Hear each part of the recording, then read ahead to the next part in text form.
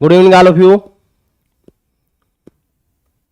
Good evening all of you. Deepak Rawat good evening, Krishna Kumar good evening, Satish good evening, Gurnam good evening, good evening all of you. हम शुरुआत करते हैं। आज topic अपना ecology. कौन सा है? इकोलॉजी। इकोलॉजी के बारे में हम पढ़ेंगे। तो इकोलॉजी में पहला क्वेश्चन आता है हमारा, खाद्य श्रृंखला में किसके द्वारा ऊर्जा अंतरण होता है? By which energy is transferred? Food chain. Food chain है वो फूड चेन में, खाद्य श्रृंखला में ऊर्जा किसके द्वारा संतरित होती है? एक जीव से दूसरे जीव में, या कैसे होती है? बताएं जल्दी।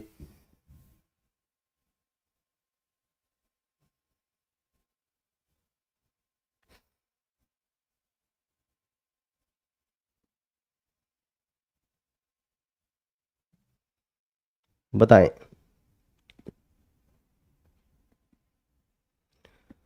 देखो खाद्य श्रृंखला क्या है? Food chain. फूड चेन में ऐसे है कि सबसे शुरू में क्या रहता है? सूर्य। सूर्य से ऊर्जा लेते हैं सभी के सभी किससे लेते हैं? सूर्य से ऊर्जा।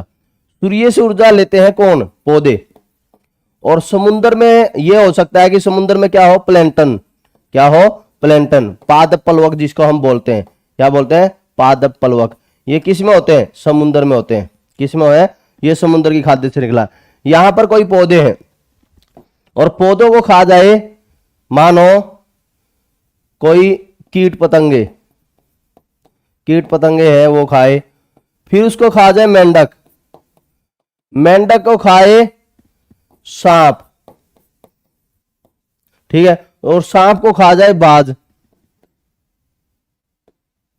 ठीक है। ये क्या हो गई? एक खाद्य श्रृंखला हो गई। तो इस रूप से आप देखोगे तो सबसे नंबर 1 पर यहां पर ये क्या है? उत्पादक है। कौन है? उत्पादक। उत्पादक ये, और जिसको प्रोड्यूसर बोलते हैं। क्या बोलते हैं? प्रोड्यूसर।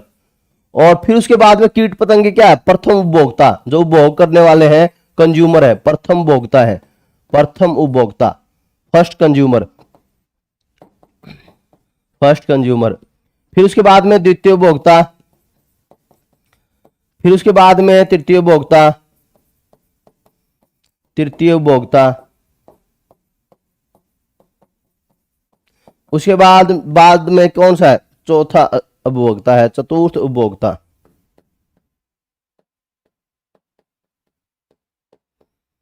ठीक है। तो इस तरह से हम देखते हैं प्लैंटन है, प्लैंटन पादप प्लवक समुद्र में, ये क्या होते हैं? उत्पादक होते हैं। इसी तरह से यहां पर छोटी मछली होगी, फिर उसको बाद में बड़ी मछली, इस तरह से समुद्र में रहता है। और ऊर्जा का स्रोत, किसी भी खाद्य श्रृंखला में ऊर्जा का स्रोत कौन है? सूर्य। यह क्वेश्चन कई बार पेपरों में पूछ लिया जाता है, आसान है कि सभी खाद्य श्रृंखला में ऊर्जा का स्रोत कौन होता है? सूर्य होता है। ठीक है। और यहां पर क्या होगा? एक जीव से, खाद्य श्रृंखला में ऊर्जा किसके द्वारा जाता है? एक जीव से दूसरे जीव में, एक जीव से दूसरे जीव में, एक जीव से दूसरे जीव में ही ऊर्जा संचरित होती है। तो यहां पर आप देखो 10% का नियम क्या कहता है? यहां पर यह कहता है यदि यहां पर 5000 किलो जूल है ऊर्जा, तो यहां पर 500 किलो जूल होगी, 10% आगे जाएगी। और फिर यहां पर कितनी? 50 किलो जूल। और यहां पर कितनी? 5 किलो जूल ऊर्जा ही आगे जाएगी। इस तरह से 10% का नियम ये कहता है। गुड इवनिंग भाई किरण बच्चे। तो ये था हमारा इकोलॉजी में पहला क्वेश्चन, एक जीव से दूसरे जीव में खाद्य श्रृंखला के माध्यम से। अगला, खाद्य श्रृंखला में सबसे निचला स्तर किसका है? निचला स्तर क्या है खाद्य श्रृंखला में? खाद्य श्रृंखला में सबसे नीचे का स्तर है, सबसे नीचे का स्तर वो कौन होते हैं? उत्पादक होते हैं। कौन होते हैं? उत्पादक। मैंने अभी बताया था आपको, उत्पादक है, जैसे पौधे हैं अपने, या प्लैंटन हो, तो वो उत्पादक है। उसके बाद में क्या कौन रहते हैं? प्रथम उपभोक्ता, फिर द्वितीय उपभोक्ता। ठीक है। फिर भोपाल गैस कांड किसके रिसाव से संबंधित है? भोपाल गैस कांड है वो किसके रिसाव से संबंधित है? जल्दी बताएं। कौन सी गैस है? 1984 के अंदर जो भोपाल गैस हुआ, भोपाल गैस कांड हुआ है, उसमें कौन सी गैस रिलीज थी 1984 में?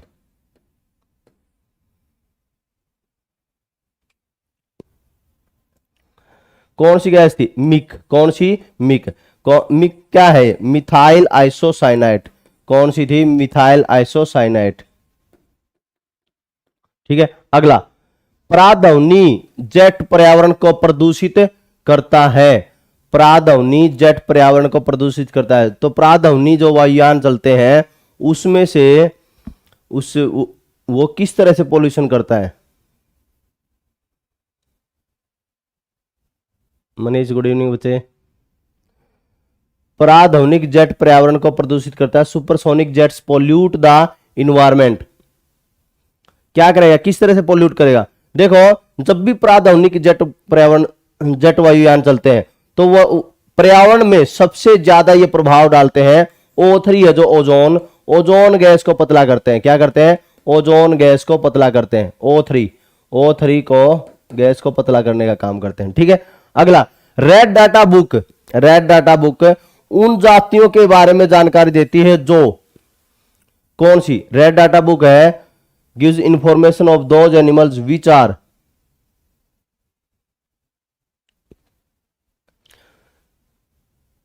जो संकटापन है, कौन सी संकटापन प्रजातियों के बारे में इंफॉर्मेशन देता है। जो संकटापन प्रजातियां हैं, इंडेंजर्ड बोलते हैं जिसको, उनका नाम किस में दर्ज किया जाता है? रेड डाटा बुक में। तो इसीलिए ये कहता है कि रेड डाटा बुक उन जातियों के बारे में जानकारी देता है जो क्या है, संकटापन में है। ठीक है, अगला एक कृत्रिम पारिस्थितिकी तंत्र निरूपित करता है the branch of ecology in which only one type of species is studied, जिसमें एक टाइप के ही जीव स्टडी किए जाते हैं। कौन सा कृत्रिम पारिस्थितिकी तंत्र है, बताएं?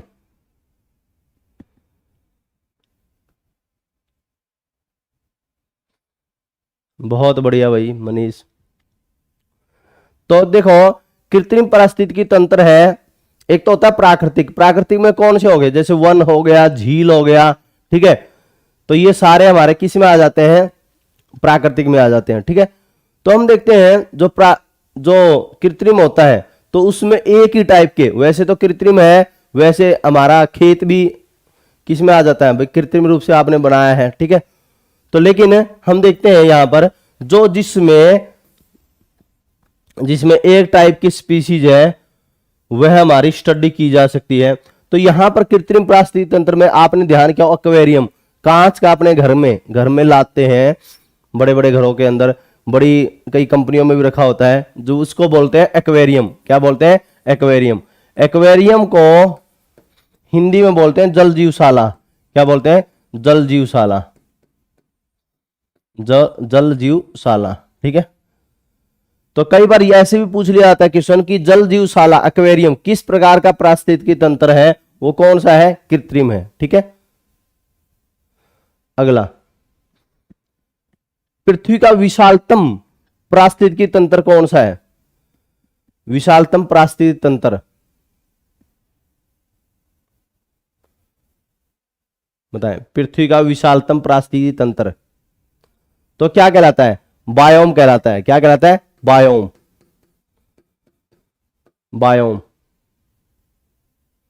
राहुल मैं ब्लॉक कर दूंगा आपको, फिर ये कहोगे क्या है 80 भी आपको कमांडो की कट ऑफ है।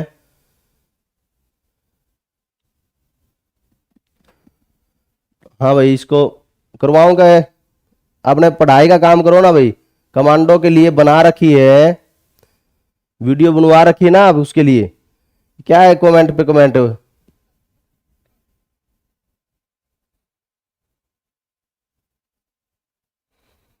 ध्यान दिया करो, पढ़ाई पे देखो। अगला क्वेश्चन देखो, बायोम कौन सा है? बायोम। अगला देखो, तापीय विद्युत संयंत्र बताएं।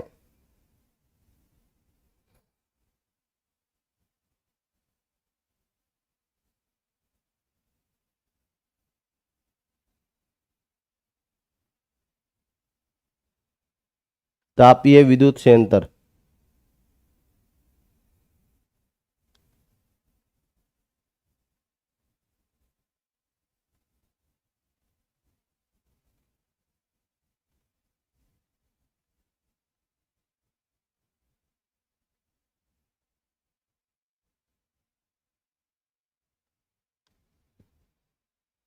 तापीय विद्युत केंद्र का प्रमुख गैसीय प्रदूषक है। जल्दी बताएं। पढ़ाई का काम किया करो, ठीक है। ये राहुल की तरह ऐसे नहीं कि हाँ भाई बस जुट गए मैसेज करने, जुट गए मैसेज करने। काम की चीजें होनी चाहिए, काम की।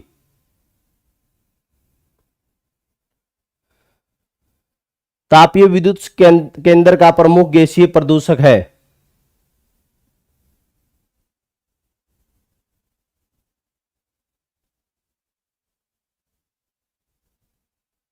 तापीय विद्युत केंद्र का कौन सा है?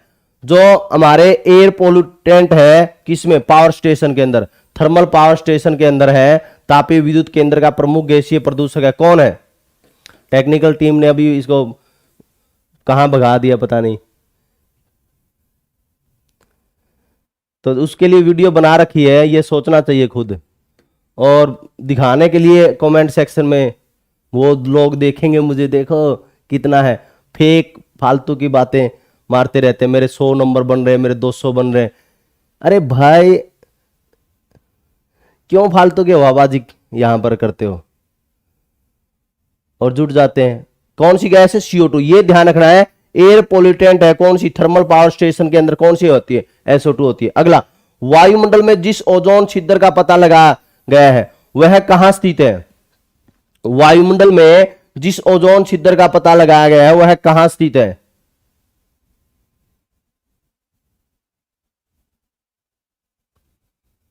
अंटार्कटिका के ऊपर। कहां पर है? अंटार्कटिका पे। बहुत ही शानदार क्वेश्चन, अंटार्कटिका के ऊपर है। ये सभी को ज्ञात है ही, अंटार्कटिका के ऊपर है, ठीक है।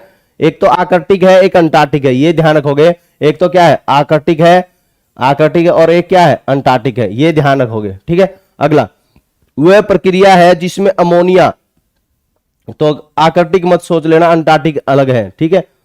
वह प्रक्रिया जिसमें अमोनिया नाइट्रेट में नाइट्रेट नाइट्रोबैक्टीरिया में बदल जाता है। अमोनिया नाइट्रेट नाइट्रेट नाइट्रोबैक्टीरिया में बदलता है। तो कौन बदलता है? नाइट्रोबैक्टीरिया बदलता है। किस? A process in which ammonia is converted into nitrate and nitrates by nitrobacteria. तो कौन सी प्रोसेस कहलाती है? वो कौन सी प्रोसेस कहलाएगी? वो कहलाएगी नाइट्रीकरण। क्या है? नाइट्रीकरण। क्या कहलाएगी? नाइट्रीकरण। नाइट्रीकरण है, नाइट्रिफिकेशन बोलते हैं। जहां पर नाइट्रेट का निर्माण होता है, जहां पर नाइट्रेट का निर्माण होता है, अमोनिया से हो या किसी से और हो, तो वहां पर क्या हो जाता है? नाइट्रिफिकेशन कहलाता है। क्या कहलाता है? नाइट्रिफिकेशन, नाइट्रीकरण। अगला, वायुमंडल में ओजोन परत के नुकसान के लिए कौन सा रासायनिक द्रव्य सबसे अधिक जिम्मेवार है? वायुमंडल में ओजोन परत के नुकसान के लिए कौन सा रासायनिक द्रव्य सबसे अधिक जिम्मेवार है? What substance is responsible for the depletion of ozone layer in environment? वायुमंडल में ओजोन परत के नुकसान के लिए कौन रासायनिक सबसे ज्यादा जिम्मेदार है? कौन सा है? Chlorofluorocarbon, CFC। CFC है, क्लोरोफ्लोरोकार्बन है, यह सबसे ज्यादा जिम्मेदार है, क्लोरोफ्लोरोकार्बन, ठीक है। अगला देखो, आप अगला देखोगे, ग्रीन हाउस प्रभाव वायुमंडल की किस गैस का स्तर बढ़ाने से पैदा हुआ है? बताएं जल्दी। ग्रीन हाउस प्रभाव वायुमंडल की किस गैस का स्तर बढ़ने से पैदा होता है? ग्रीन हाउस प्रभाव वायुमंडल की किस गैस का स्तर बढ़ने से पैदा होता है?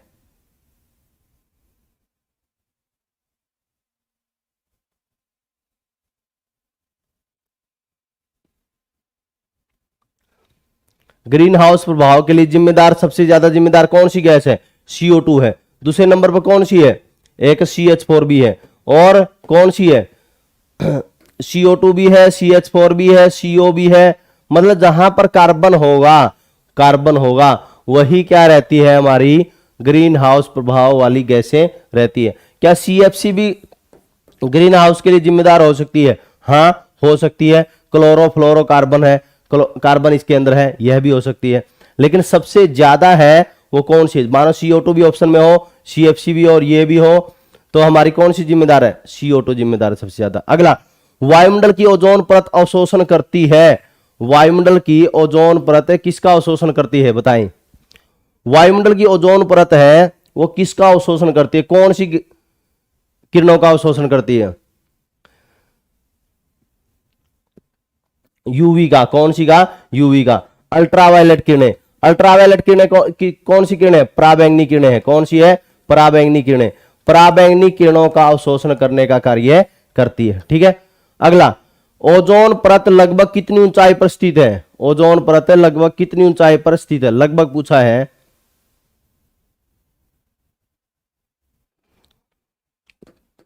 मोस्ट ऑफ आप देखोगे 30 से 50 तक है बोला जाता है, 30 से 50 तक, 30 से 50 तक, 50 किलोमीटर तक, 30 से 50 किलोमीटर तक ओजोन परत लगभग कितनी ऊंचाई पर स्थित है?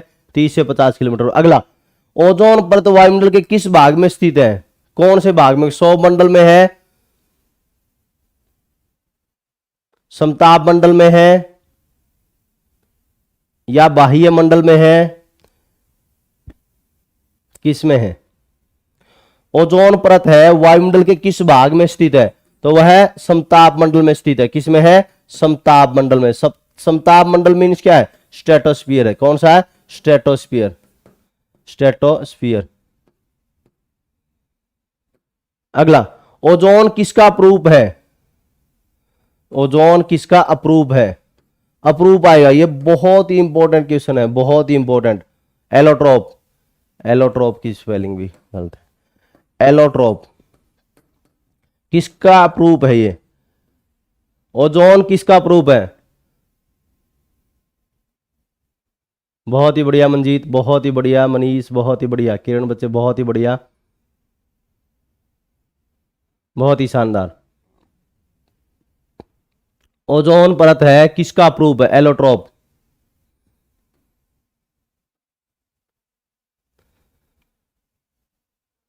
अप्रूप है, एलोट्रोप है। क्या है पहले तो ये भी जानना आपको जरूरी है। जहां पर क्या हो, रासायनिक गुण, रासायनिक रूप से तो क्या हो? समान हो, लेकिन भौतिक रूप से असमान हो। भौतिक रूप से क्या है? असमान, समान हो, से असमान हो। जैसे आप देखोगे कार्बन है, कार्बन, कार्बन के अप्रूप कौन है? हीरा है, ग्रेफाइट है, फ्लोरीन है। तो इसमें क्या रहता है मुख्य रूप से? मुख्य रूप से मुख्य रूप से आप देखोगे कार्बन ही रहता है इनमें सभी में। क्या है? कार्बन के अप्रूप है तो कार्बन होगा। तो आप देखोगे नॉर्मल सी बात है, हीरा, ग्रेफाइट, फ्लोरीन रासायनिक रूप से क्या है? समान है, कार्बन है, लेकिन भौतिक रूप से क्या है? हीरा कठोर होता है, ग्रेफाइट मुलायम होता है, फ्लोरीन है थोड़ा सा इससे ग्रेफाइट से कठोर है। तो इस रूप से आप देखोगे रासायनिक रूप से समान हो, भौतिक रूप से असमान। फिजिकल है वो, फिजिकल फॉर्म है वो अलग होती है, और रासायनिक है, केमिकल अलग होती है। ठीक है, केमिकल हमारी क्या है? समान रहती है। तो आप देखते हैं तो ओजोन का कौन सा है?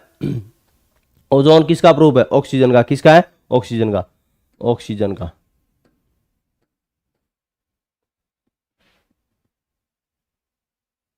अगला, ओजोन परत दिवस कब मनाया जाता है? ओजोन परत दिवस कब मनाया जाता है? ओजोन परत दिवस कब मनाया जाता है? 16 सितंबर को मनाया जाता है। कब? 16 सितंबर को, 16 सितंबर को। ओजोन परत दिवस कब मनाया जाता है? 16 सितंबर को मनाया जाता है। ये बात आपको ध्यान रखनी है। ठीक है, कई बार पेपरों में पूछा जाता है। फोटोस्टेट मशीन किस गैस का उत्सर्जन करती है? बहुत ही बढ़िया क्वेश्चन। फोटोस्टेट मशीन है किस गैस का उत्सर्जन करती है?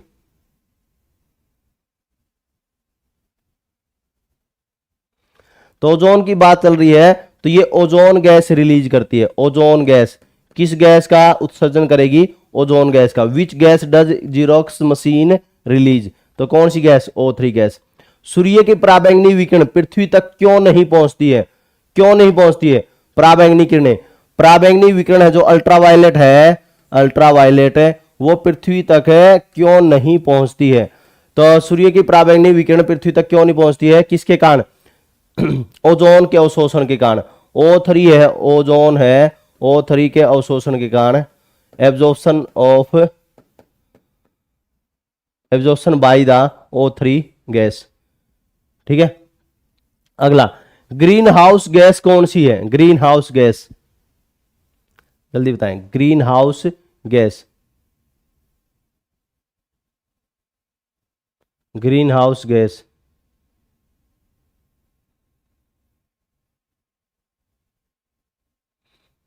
Green house gas, green house gas कौन सी? Which of the them is a green house gas? कौन सी गैस? CO2 gas. कौन सी गैस है? CO2। ग्रीन हाउस गैस कौन सी गैस है? CO2 गैस है। कौन सी गैस है? CO2। CO2 गैस को हम क्या बोलते हैं? ग्रीन हाउस गैस बोलते हैं। ठीक है, अगला, प्रकृति में पारिस्थितिकी तंत्र में किस तत्व का प्रतिशत सबसे अधिक है? जल्दी बताएं, जल्दी। प्रकृति में, राम राम भाई रविंदर,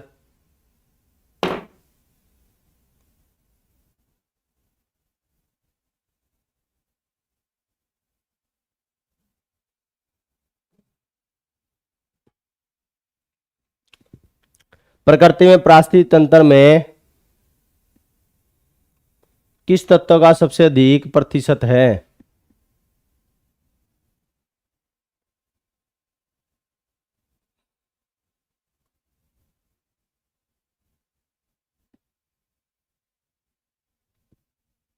बहुत ही बढ़िया, बहुत ही बढ़िया मनीष, बहुत ही बढ़िया। कौन, किस तत्व का प्रतिशत सबसे ज्यादा है? नाइट्रोजन का। किसका ज्यादा है? नाइट्रोजन का। नाइट्रोजन का प्रतिशत है ज्यादा है। प्रकृति में पारिस्थितिकी तंत्र में किस तत्व का प्रतिशत है सबसे अधिक है? अगला, कौन एक पर्यावरण के जैविक घटक का उदाहरण है? An example of biotic component of environment.